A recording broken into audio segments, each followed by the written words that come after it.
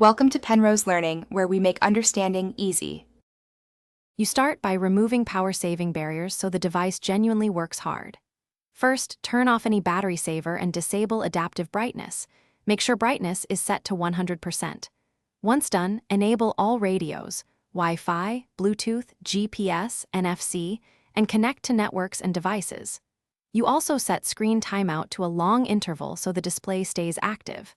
Doing this increases baseline consumption quickly. The device now has the prerequisites to burn through charge within hours rather than days. You now layer active loads to maximize draw.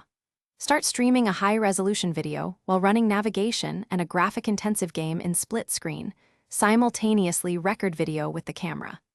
Then kick off large downloads and continuous cloud sync so the CPU and radios stay busy.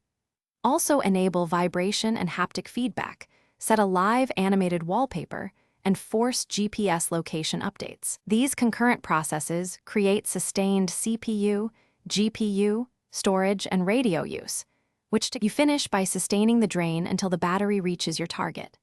Run a benchmark loop or a continuous battery stress app and leave the device under load. Make sure to monitor temperature. If the device rises above about 45 degrees Celsius, pause heavy tasks and let it cool to avoid damage. If things go wrong, force a reboot for freezes. If charging later fails, swap cables or chargers and inspect ports. Following these final steps gets you predictable, repeatable battery consumption while managing risk.